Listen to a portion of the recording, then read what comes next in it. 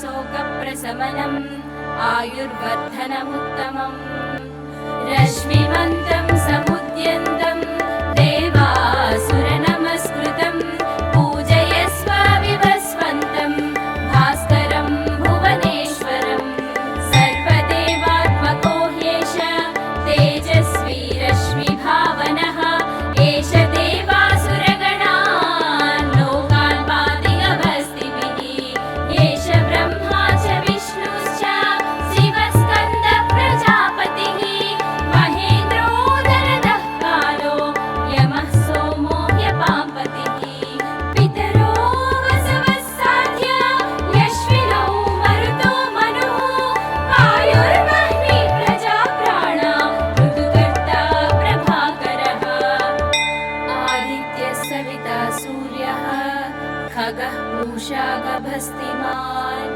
सुवर्णसदृशो भानुः हिरण्यरेता दिवाकरः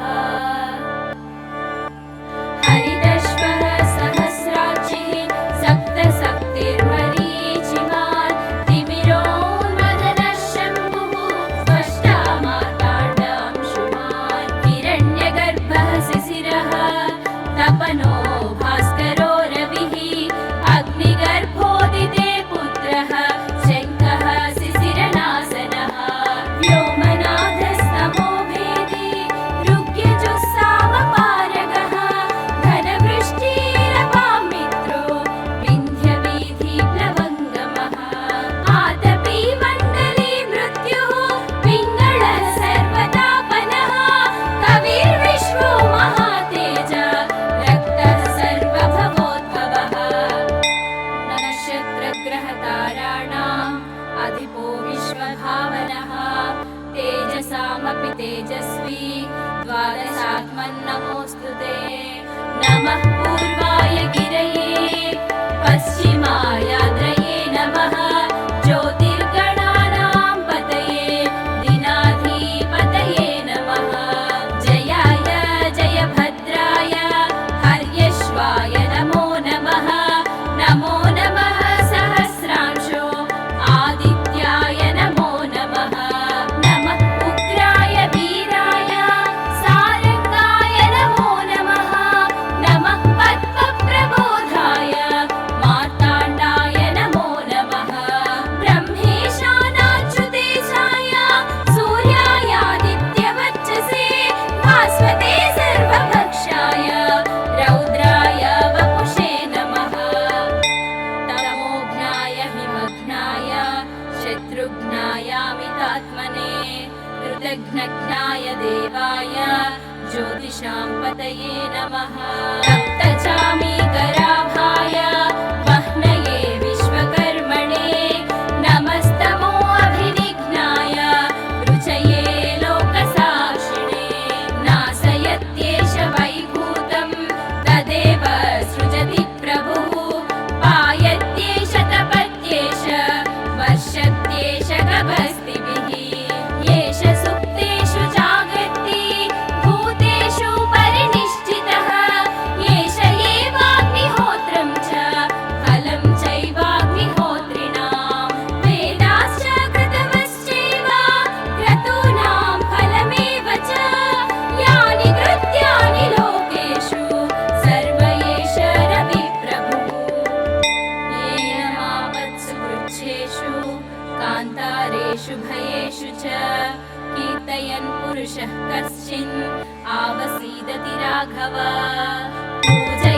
पूजयस्वैनमेकाग्रो देवदेवं जगत्पतिं एतत्त्रिगुणितं जप्त्वा युद्धेषु विजयिष्यसि अस्मिन् क्षणे महाबाहो रावणं त्वं वदिष्यसि एवमुक्त्वा तदागस्त्यो जगामाचार्यथागतम् एतत् श्रुत्वा महातेजा नष्टशोको भवत्तदा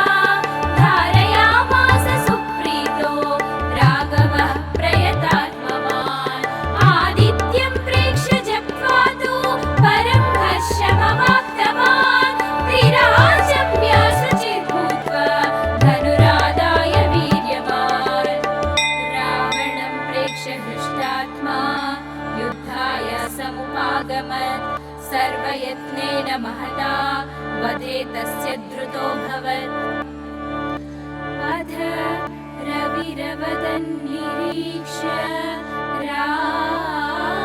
रामम् मुदितमनाः परमं प्रहृष्यमाणः निशिचरपति संशयं विदित्वा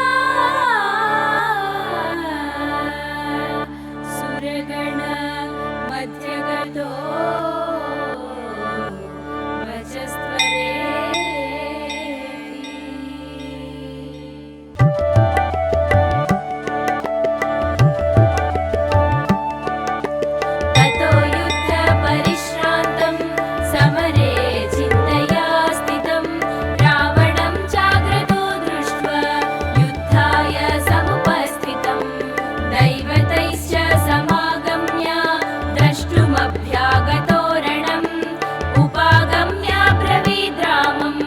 अगस्त्यो भगवान् ऋषिः राम राम महाबाहो शृणु गुह्यं सनातनं येन सर्वान् नरेन् वत्स समरे विजयिष्यसि आदित्य हृदयं पुण्यं सर्वशत्रुविनाशनं जयामहं जपे नित्यम् अक्षय्यं परमं शिवम् सर्वमङ्गलमाङ्गल्यं सर्वपापप्रणाशनं चिन्ताशोकप्रशमनम् आयुर्वर्धनमुत्तमम् रश्मिमन्तं समुद्यन्तं देवासुरनमस्कृतं पूजयस्व विवस्वन्तं भास्करं भुवनेश्वरं सर्वदेवात्मको ह्येष तेजस्वी रश्मिभावनः एष देवासुरगणान्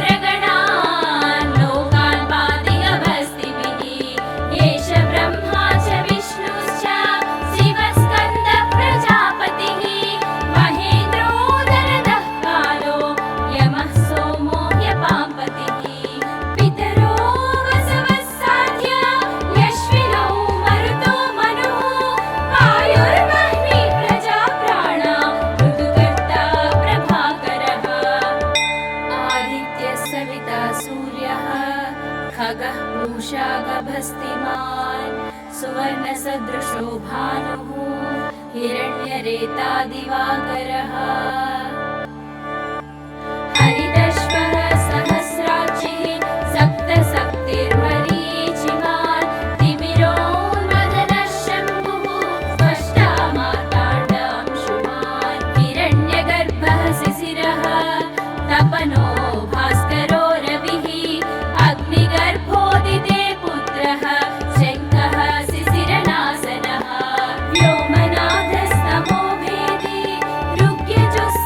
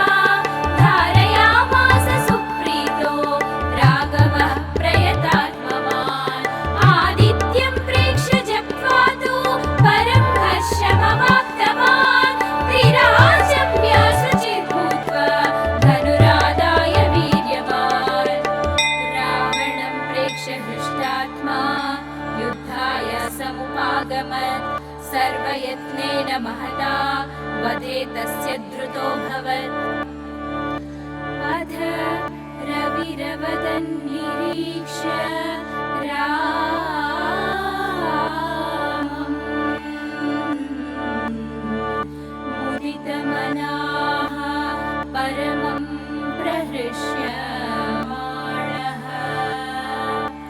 निशिचरपति संशयं विदित्वा सुरगण मध्यगतो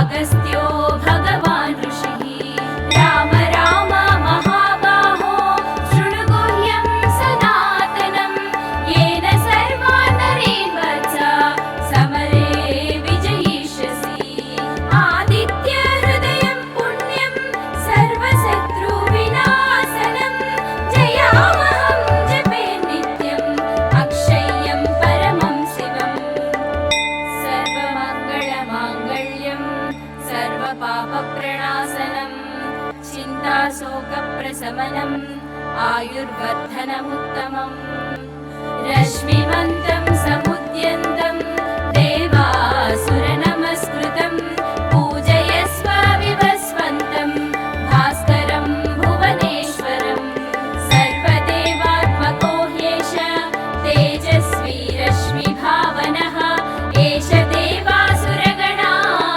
लोकान् पातिगभस्तिभिः एष ब्रह्मा च विष्णुश्च शिवस्कन्द प्रजापतिः महेन्द्रोदरदः कालो यमः सोमो ह्यपाम्पतिः पितरो वसवः साध्य यश्विनौ मरुतो मनुः वायुर्वह्नि प्रजाप्राणा ऋतुकर्ता प्रभाकरः आदित्यः सविता सूर्यः खगः पूषा गभस्तिमान् सुवर्णसदृशो भानुः हिरण्यरेता दिवाकरः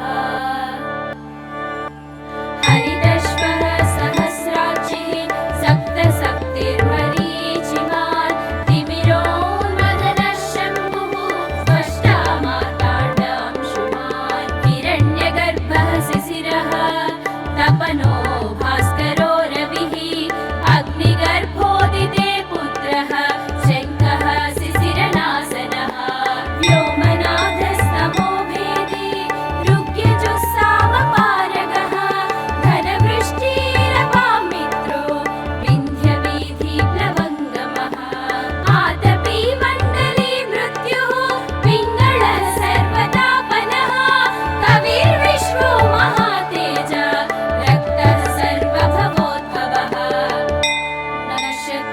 नक्षत्रग्रहताराणाम् अधिपो विश्वभावनः तेजसामपि तेजस्वी द्वादशात्मन्नमोऽस्तु ते नमः पूर्वाय गिरये पश्चिमायाद्रये नमः ज्योतिर्गणानां पतये दिनाधिपतये नमः जयाय जयभद्राय हर्यश्वाय नमो नमः नमो नमः सहस्रांशो आदित्याय नमो नमः नमः उग्राय वीराय सारंगाय नमो नमः नमः पद्मप्रबोधाय मार्ताण्डाय नमो नमः ब्रह्मेशानाच्युतेशाय सूर्यायादित्यवच्चसे भास्वते सर्वभक्षाय रौद्राय वपुषे नमः तमोघ्नाय हिमघ्नाय शत्रुघ्नायामितात्मने कृतघ्नघ्नाय देवाय ज्योतिषां पतये नमः तप्तचामीकराभाय वह्नये विश्वकर्मणे नमस्तमो अभिनिघ्नाय रुचये लोकसाक्षिणे नाशयत्येष वैभूतं तदेव सृजति प्रभुः पायत्येष तपत्येष वर्षत्येष गभस्तिभिः येष सुप्तेषु जागर्ति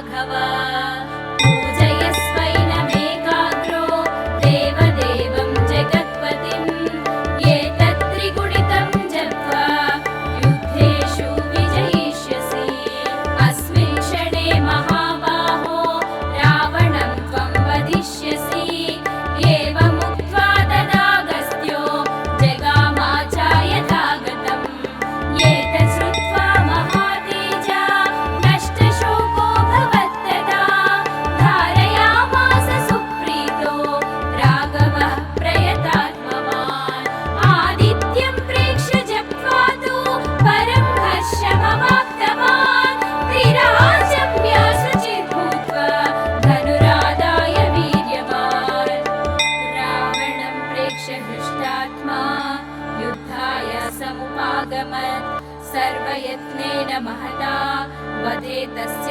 द्रुतोऽभवत् अथ रविरवदन् निरीक्ष्य रामम् मुदितमनाः परमं प्रहृष्यमाणः निशिचरपति संशयं विदित्वा सुरगण मध्यगतो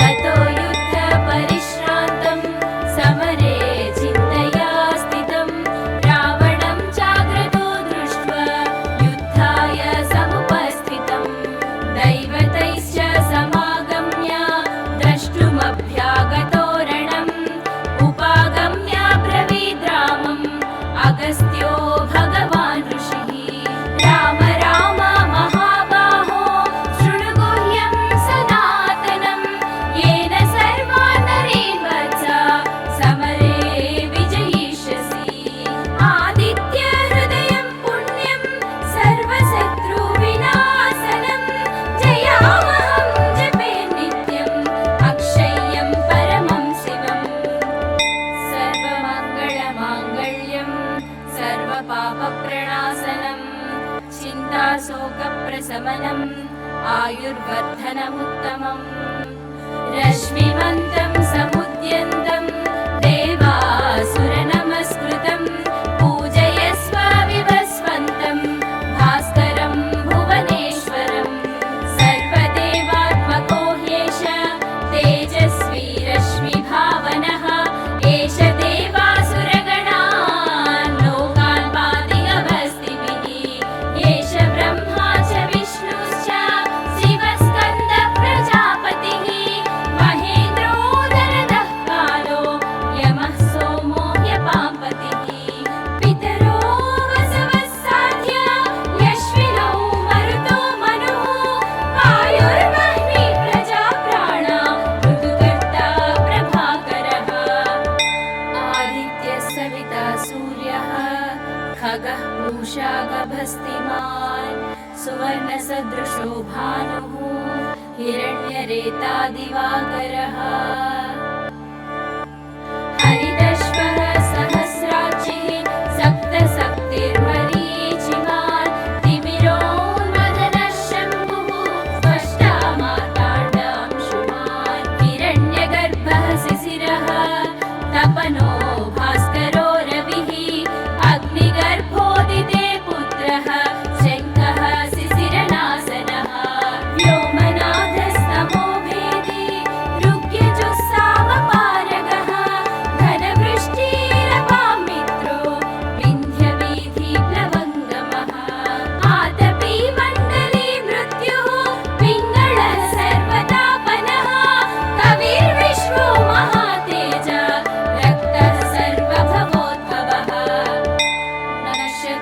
नक्षत्रग्रहताराणाम् अधिपो विश्वभावनः तेजसामपि तेजस्वी द्वादशात्मन्नमोऽस्तु ते नमः पूर्वाय गिरये पश्चिमायाद्रये नमः ज्योतिर्गणानां पतये दिन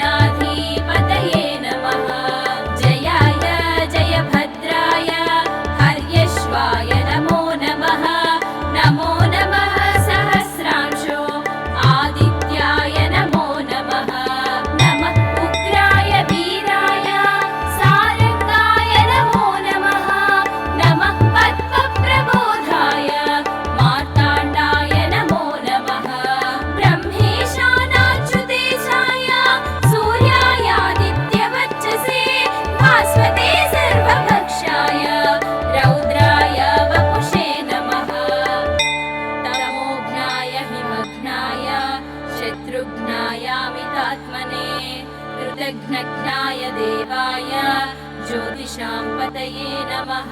तप्तचामीकराभाय वह्नये विश्वकर्मणे नमस्तमो अभिनिघ्नाय रुचये लोकसाक्षिणे। नासयत्येष वैभूतं तदेव सृजति प्रभुः पायत्येष तपत्येष वर्षत्येष गभस्तिभिः। येष सुप्तेषु जागर्ति भूतेषु परिनिष्ठितः येष एवाग्निहोत्रं च फलं चैवाग्निहोत्रिणां। वेदाश्च कृतवश्चैव क्रतूनां फलमेव च यानि कृत्यानि लोकेषु सर्व एष रविप्रभुः। येन मापत्सु वृक्षेषु कान्तारेषु भयेषु च कीर्तयन् पुरुषः कश्चिन् आवसीदति राघव। पूजयस्वैनमेकाग्रो देवदेवं जगत्पतिं एतत् त्रिगुणितं जप्त्वा युद्धेषु विजयिष्यसि। अस्मिन् क्षणे महाबाहो रावणं त्वं वधिष्यसि। एवमुक्त्वा तदागस्त्यो जगामाचार्यथागतम्। एतत् श्रुत्वा महातेजा नष्टशोको भवत्तदा धारयामास सुप्रीतो राघवः प्रयतात्मवान्। आदित्यं प्रेक्ष्य जप्त्वा तु परं हर्षमवाप्तवान्। त्रिराजम्य शुचिर्भूत्वा धनुरादाय वीर्यवान्। रावणं प्रेक्ष्य हृष्टात्मा युद्धाय समुपागमत्। सर्वयत्नेन महता वधे तस्य द्रुतोऽभवत्। अथ रविरवदन् निरीक्ष्य रामम्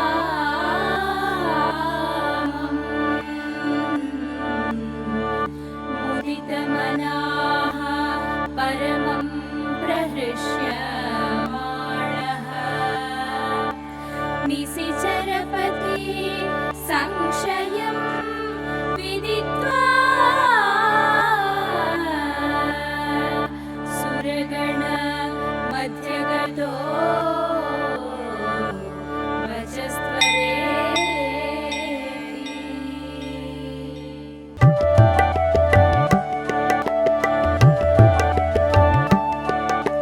ततो युद्धपरिश्रान्तं समरे चिन्तया स्थितं रावणं चाग्रतो दृष्ट्वा युद्धाय समुपस्थितं। दैवतैश्च समागम्य द्रष्टुमभ्यागतो रणम्। उपागम्य ब्रवीद्रामम् अगस्त्यो भगवान् ऋषिः। राम राम महाबाहो शृणु गुह्यं सनातनं। येन सर्वान् नरेन् वत्स समरे विजयिष्यसि। आदित्य हृदयं पुण्यं सर्वशत्रुविनाशनं। जयामहं जपे नित्यम् अक्षय्यं परमं शिवम्। सर्वमङ्गलमाङ्गल्यं सर्वपापप्रणाशनं। चिन्ताशोकप्रशमनम् आयुर्वर्धनमुत्तमम्। रश्मिमन्तं समुद्यन्तं देवासुरनमस्कृतं। पूजयस्व विवस्वन्तं भास्करं भुवनेश्वरम्।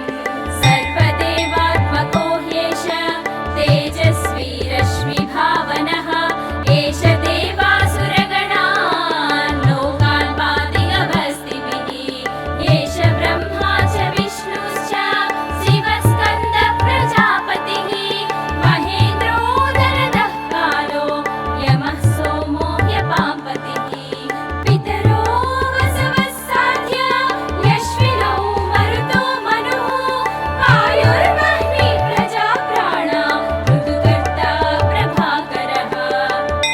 आदित्यः सविता सूर्यः खगः पूषा गभस्तिमान्। सुवर्णसदृशो भानुः हिरण्यरेता दिवाकरः। हरिदश्वः सहस्राक्षिः सप्त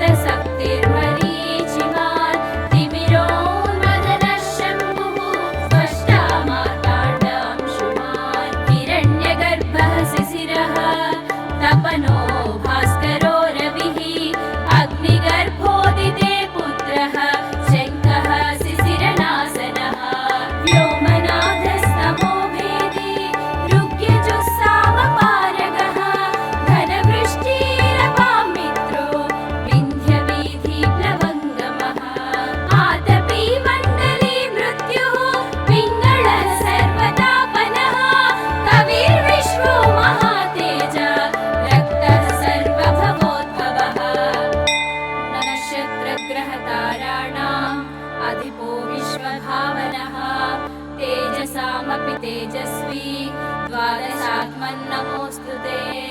नमः पूर्वाय गिरये पश्चिमायाद्रये नमः ज्योतिर्गणानां पतये दिनाधिपतये नमः।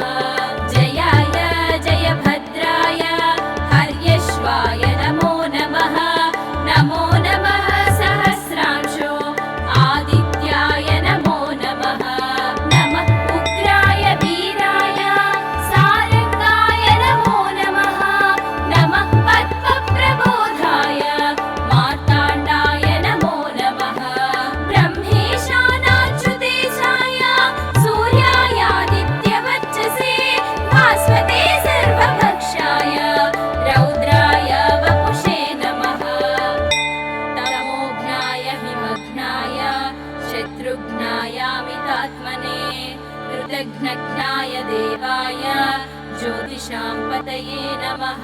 तप्तचामीकराभाय वह्नये विश्वकर्मणे नमस्तमो अभिनिघ्नाय रुचये लोकसाक्षिणे। नासयत्येष वैभूतं तदेव सृजति प्रभुः पायत्येष तपत्येष वर्षत्येष गभस्तिभिः। येष सुप्तेषु जागर्ति भूतेषु परिनिष्ठितः येष एवाग्निहोत्रं च फलं चैवाग्निहोत्रिणां। वेदाश्च कृतवश्चैव क्रतूनां फलमेव च यानि कृत्यानि लोकेषु सर्व एष रविप्रभुः। येन मापत्सु कृच्छेषु कान्तारेषु भयेषु च कीर्तयन् पुरुषः कश्चिन् आवसीदति राघव। पूजयस्वैनमेकाग्रो देवदेवं जगत्पतिम् एतत्त्रिगुणितं जप्त्वा युद्धेषु विजयिष्यसि। अस्मिन् क्षणे महाबाहो रावणं त्वं वधिष्यसि। एवमुक्त्वा तदागस्त्यो जगामाचार्यथागतम्। एतत् श्रुत्वा महातेजा नष्टशोको भवत्तदा धारयामास सुप्रीतो राघवः प्रयतात्मवान्। आदित्यं प्रेक्ष्य जप्त्वा तु परं हर्षमवाप्तवान्। त्रिराजम्य शुचिर्भूत्वा धनुरादाय वीर्यवान्। रावणं प्रेक्ष्य हृष्टात्मा युद्धाय समुपागमत्। सर्वयत्नेन महता वधे तस्य द्रुतोऽभवत्। अथ रविरवदन् निरीक्ष्य रामम्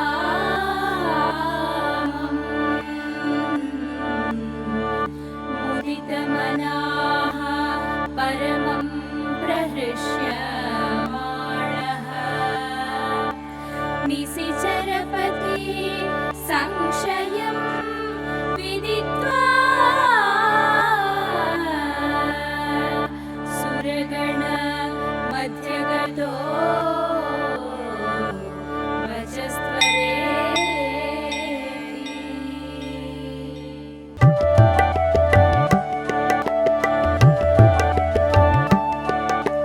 ततो युद्धपरिश्रान्तं समरे चिन्तया स्थितं।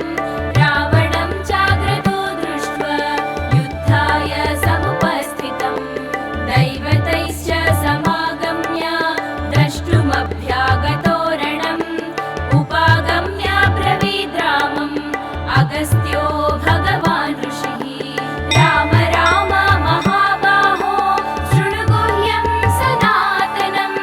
येन सर्वान् नरेन् वत्स समरे विजयिष्यसि। आदित्यहृदयं पुण्यं सर्वशत्रुविनाशनं। जयामहं जपे नित्यम् अक्षय्यं परमं शिवम्। सर्वमङ्गलमाङ्गल्यं सर्वपापप्रणाशनं। चिन्ताशोकप्रशमनम् आयुर्वर्धनमुत्तमम्। रश्मिमन्तं समुद्यन्तं देवा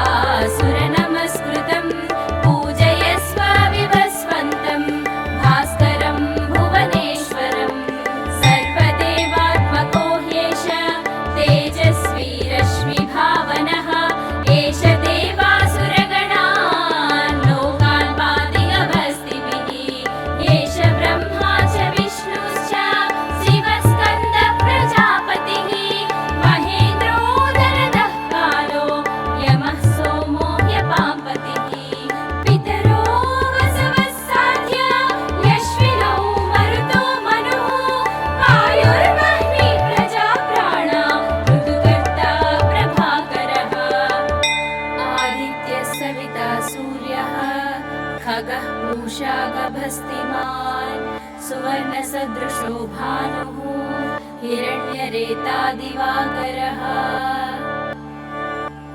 हरितश्वः सहस्राक्षिः सप्तशक्तिर्मरीचिमान् तिमिरोन्मदनः शम्भुः स्पष्टा मार्ताण्डांशुमान् हिरण्यगर्भः शिशिरः तपनो भास्करो रविः अग्निगर्भोदिते पुत्रः शङ्खः शिशिरनासनः व्योमनाथस्तमो भेदी ऋग्यजुस्सामपारगः घनवृष्टिरपां मित्रो विन्ध्यवीथिप्लवङ्गमः आतपी मण्डली मृत्युः पिङ्गळः सर्वतापनः कविर्विश्वो महातेज रक्तः सर्वभवोद्भवः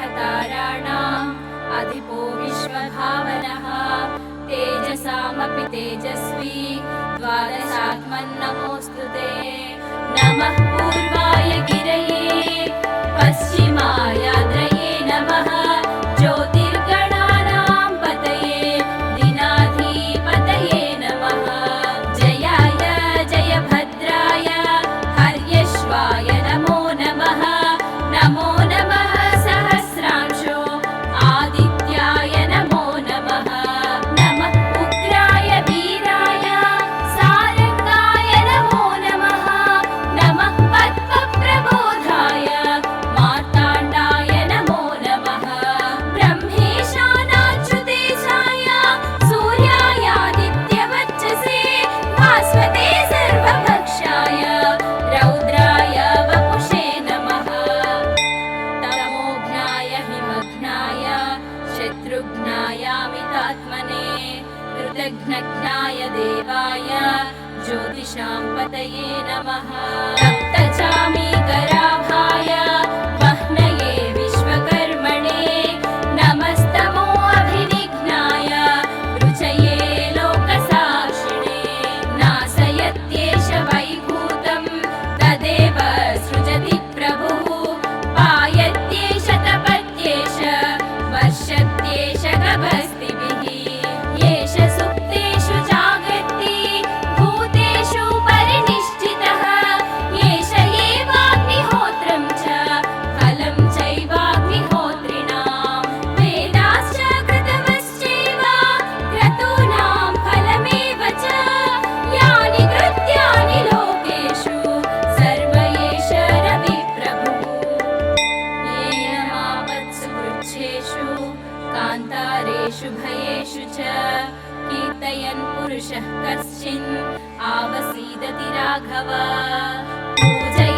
पूजयस्वैनमेकाग्रो देवदेवं जगत्पतिं एतत्त्रिगुणितं जप्त्वा युद्धेषु विजयिष्यसि अस्मिन् क्षणे महाबाहो रावणं त्वं वदिष्यसि एवमुक्त्वा तदागस्त्यो जगामाचार्यथागतम् एतत् श्रुत्वा महातेजा नष्टशोको भवत्तदा धारयामास सुप्रीतो राघवः प्रयतात्मवान् आदित्यं प्रेक्ष्य जप्त्वा तु परं हर्षमवाप्तवान् त्रिराजम्य शुचिर्भूत्वा धनुरादाय वीर्यवान् रावणं प्रेक्ष्य हृष्टात्मा युद्धाय समुपागमत् सर्वयत्नेन महता वधे तस्य द्रुतोऽभवत् अथ रविरवदन् निरीक्ष्य रामम् मुदितमनाः परमं प्रहृष्यमाणः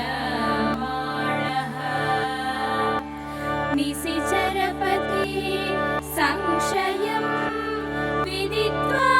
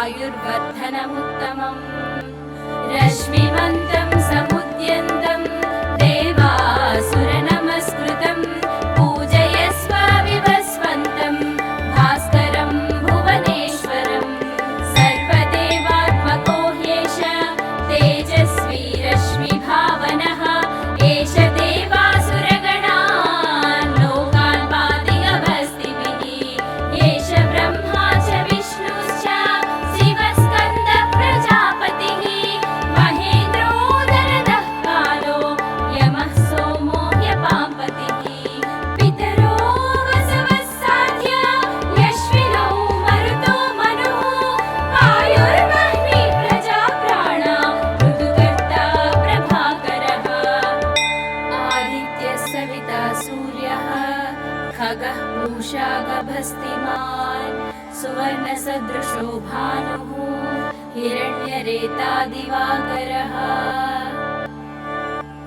हरिदश्वः सहस्राक्षिः सप्तसप्तिर्मरीचिमान् तिमिरोन्मदनः शम्भुः स्पष्टा मार्ताण्डांशुमान् हिरण्यगर्भः शिशिरः तपनो भास्करो रविः अग्निगर्भोदिते पुत्रः शङ्खः शिशिरनासनः व्योमनाथस्तमो भेदी ऋग्यजुस्सामपारगः घनवृष्टिरपां मित्रो विन्ध्यवीथिप्लवङ्गमः आतपी मण्डली मृत्युः पिङ्गळः सर्वतापनः कविर्विश्वो महातेज रक्तः सर्वभवोद्भवः नक्षत्रग्रहताराणाम् अधिपो विश्वभावनः तेजसामपि तेजस्वी द्वादशात्मन्नमोऽस्तु ते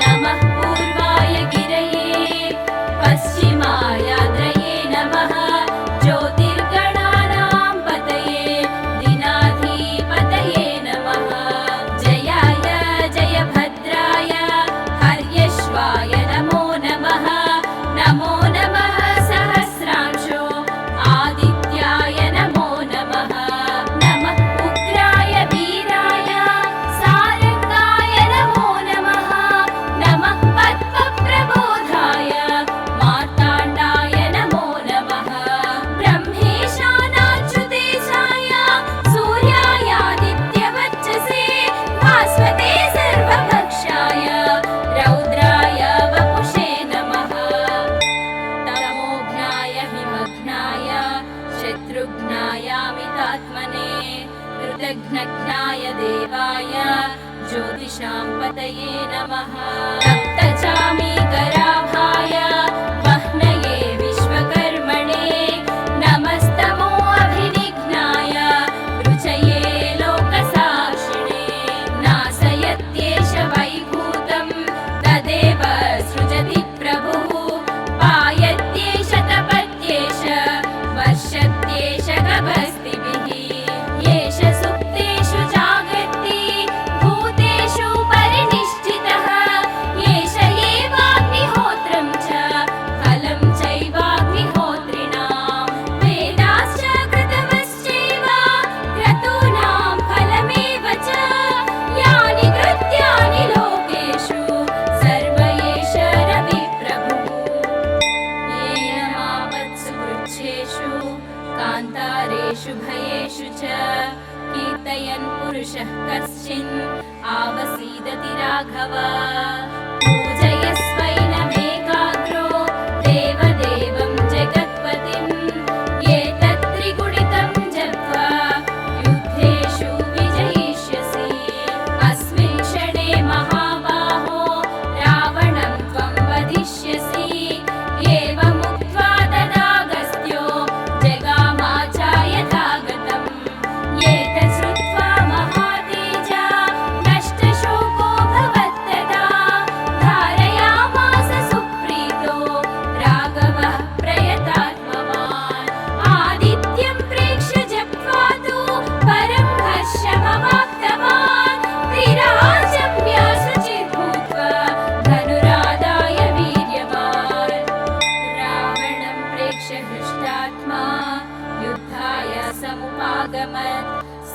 प्रयत्नेन महता वधे तस्य धृतोऽभवत् अथ रविरवदन्निरीक्ष्य रामम्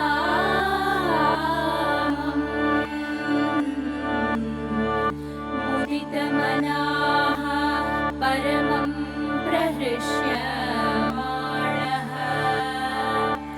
निशिचरपति संशयं विदित्वा सुरगण मध्यगतो